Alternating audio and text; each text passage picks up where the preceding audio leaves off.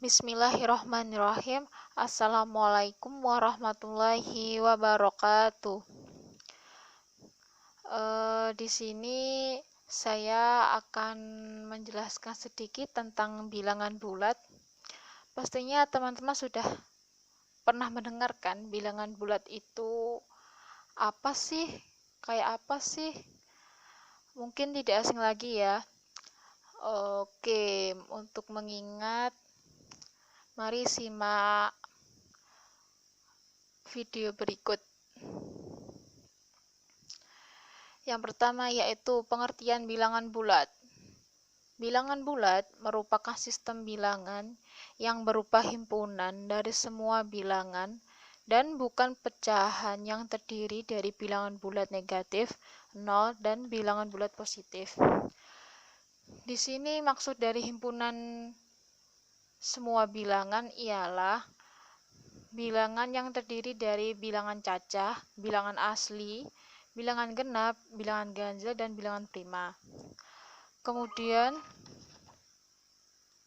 Kemudian contoh bilangan positif yaitu 1, 2, 3, 4, dan 5, dan seterusnya ya.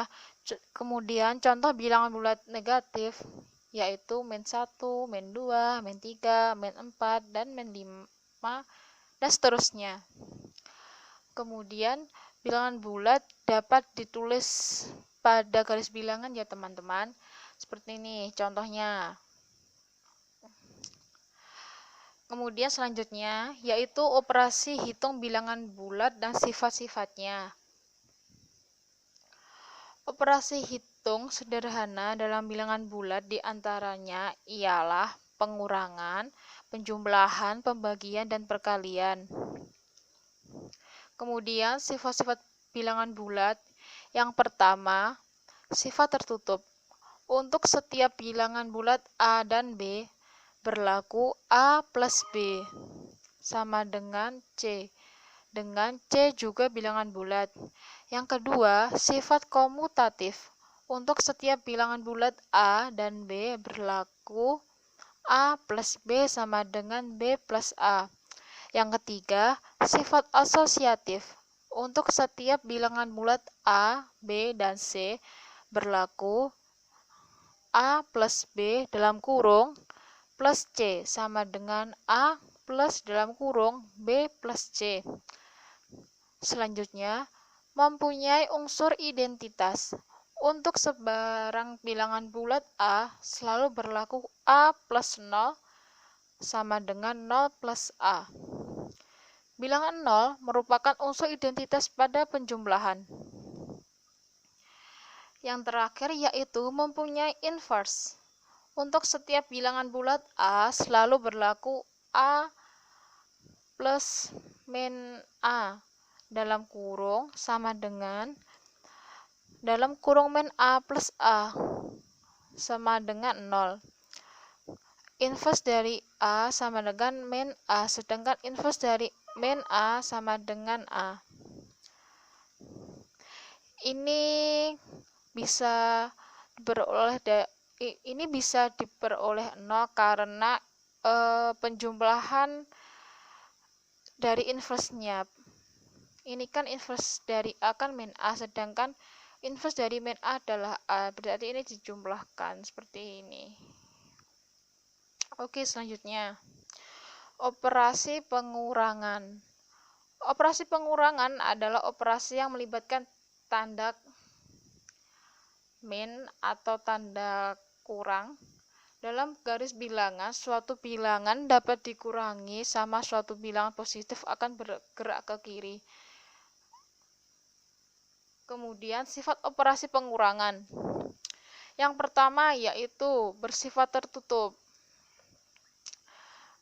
Ini sifatnya yaitu A min B sama dengan A plus dalam kurung min B. Contohnya, 7 kurangi 3 sama dengan 7 plus dalam kurung min 3 sama dengan 4.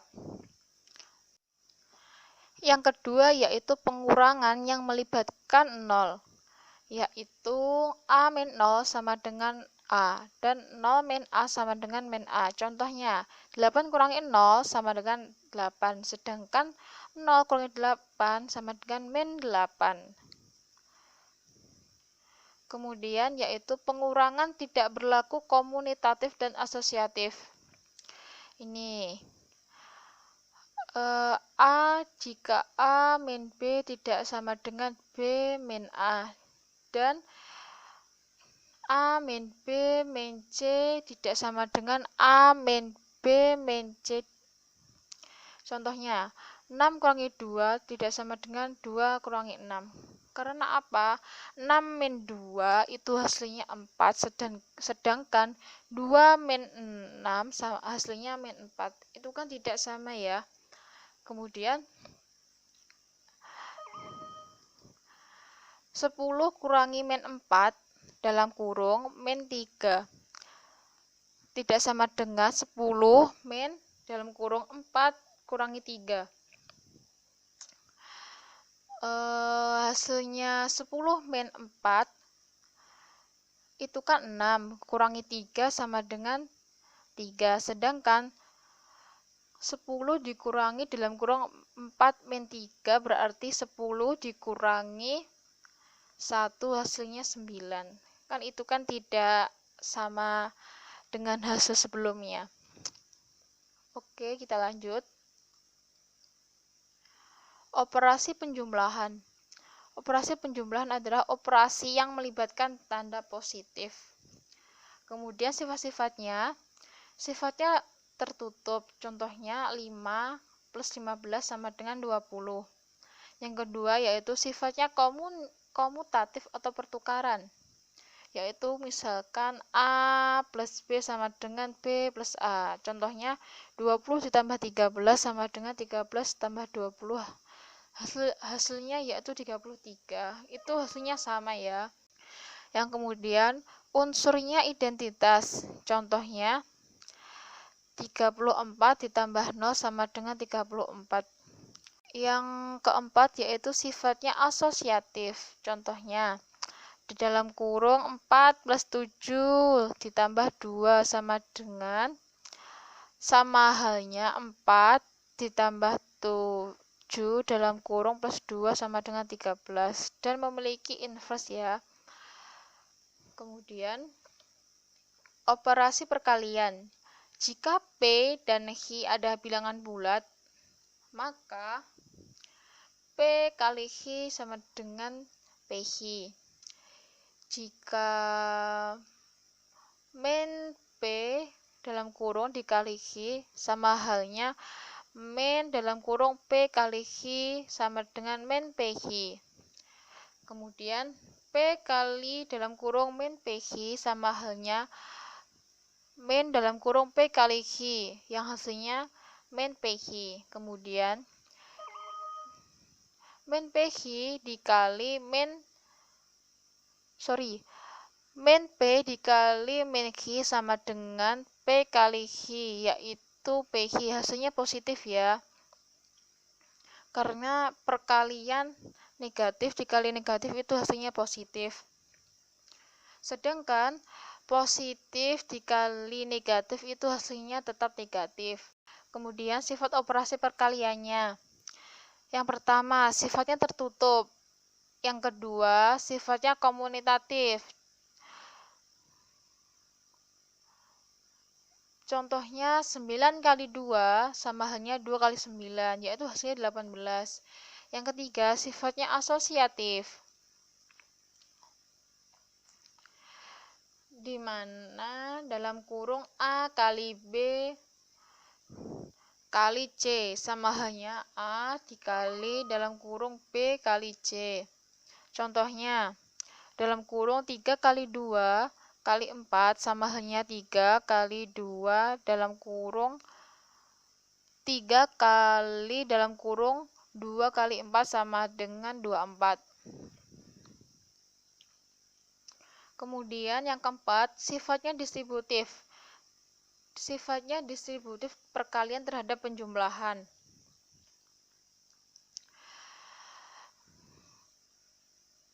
Contohnya, 8 dikali dalam kurung 2 plus 4. Maka kita akan menjabarkan ya. Kita akan jabarkan satu persatu. 8 kali 2 terlebih dahulu, terus ditambah 8 kali 4. Hasilnya 48. Begitu juga dengan sifat distributif perkalian terhadap pengurangan. Sebenarnya sama saja. Kemudian yang keenam adalah unsurnya identitas. Unsur identitas perkalian adalah satu. Perkalian suatu bilangan dengan bilangan satu akan menghasilkan bilangan itu sendiri. Misalkan 24 dikali 1 itu hasilnya 24. Kan itu termasuk bilangan itu sendiri ya, yang bilangan bulat 24-nya. Kemudian operasi pembagian. Operasi pembagian ialah kebalikan dari operasi perkaliannya ya. Jika P dibagi Q sama dengan R, maka P sama dengan Q kali R. Itu kebalikannya ya. Kemudian, tanda dalam pembagian bilangan bulat. Jika dalam pembagian P bagi Q sama dengan R, maka yang pertama, jika P dan Q bertanda sama, maka R ialah bilangan bulat positif. Maksudnya, jika nilai dari P adalah positif dan nilai dari Q adalah positif, maka hasilnya adalah bilangan positif ya. Yang kedua, jika P dan Q bertanda beda, maka R ialah bilangan bulat negatif. Misalnya, apabila P bernilai negatif dan Q bernilai positif, maka hasilnya ialah bilangan bulat negatif. R-nya itu bilangan negatif ya. Oke, bagaimana jika bilangan bulat dibagi dengan 0? Maka semua bilangan bulat yang dibagi 0 akan menghasilkan bilangan yang tak terdefinisi. Selanjutnya, sifat operasi pembagian. Yang pertama yaitu tidak bersifat tertutup. Yang kedua, tidak bersifat komutatif.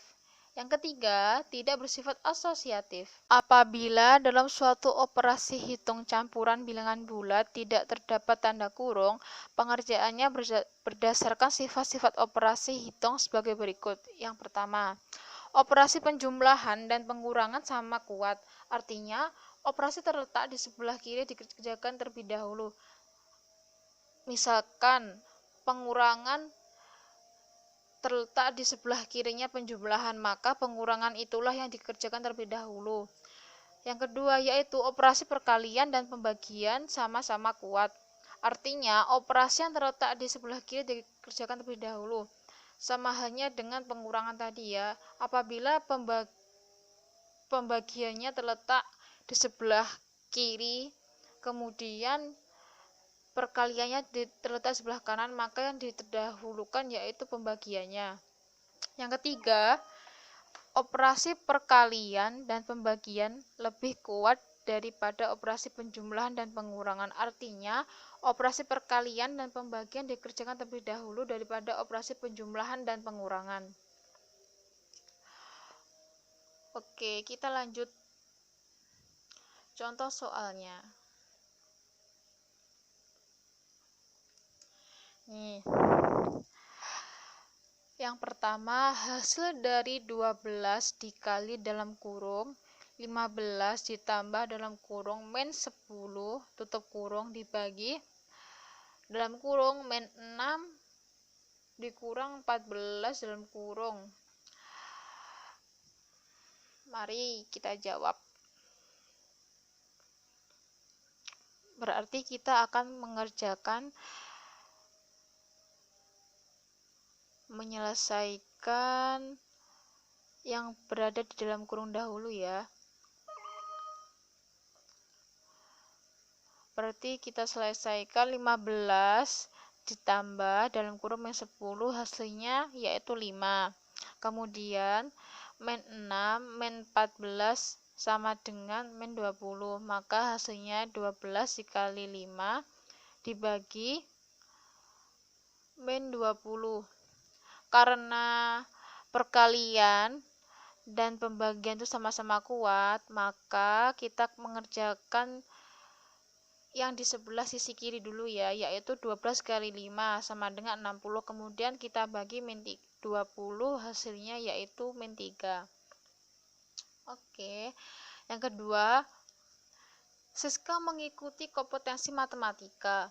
Dalam kompetensi tersebut disediakan 100 soal. Jika jawaban benar, skor jawaban 4. Jika jawaban salah, skor jawaban min 1. Jika tidak dijawab, skor jawaban 0. Jika Siska menjawab 80 soal dengan benar dan 3 soal terjawab salah, maka skor Siska adalah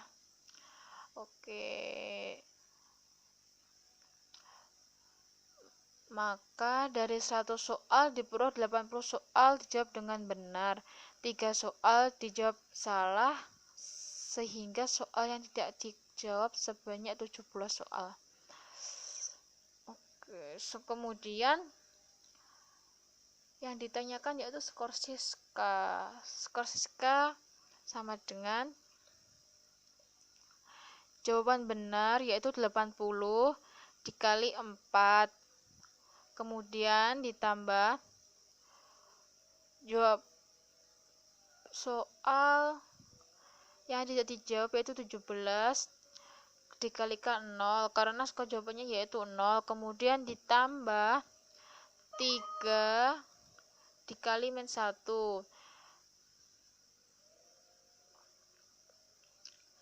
3 ini adalah soal terjawab salah karena skornya min 1, maka dikalikan min 1. Maka kita akan mengerjakan yang berada di dalam kurung dulu ya, yaitu 80 dikali 80 dikali 4, hasilnya 320. Kemudian 17 dikali 0 sama dengan 0. Kemudian ditambah 3 min 1 yaitu min 3. Dan hasilnya 317. Selanjutnya, hasil dari min 10 min 48 dibagi dalam kurung min 8 dikali 3 ditambah 14. Kalau soal seperti ini kita akan mengerjakan bagian pembagian dan perkalian terlebih dahulu ya, karena pembagian di sini berada di sebelah kiri, maka kita akan mengerjakan pembagian terlebih dahulu, yaitu min 48 dibagi min 8, yaitu hasilnya min 6. Kemudian dari sini kita akan mengerjakan perkalian terlebih dahulu, yaitu min 6 dikali 3, hasilnya min 18. Karena di sini ada pengurangan dan penambahan karena sama-sama kuat, maka kita akan mengerjakan yang berada di sebelah kiri terlebih dahulu, yaitu 10 dikurangi 18 yang hasilnya min 8. Kemudian kita tambahkan 14 yaitu hasilnya 6. Oke teman-teman, itulah sedikit pembahasan dari saya. Semoga bermanfaat. Akhiron, wassalamualaikum warahmatullahi wabarakatuh.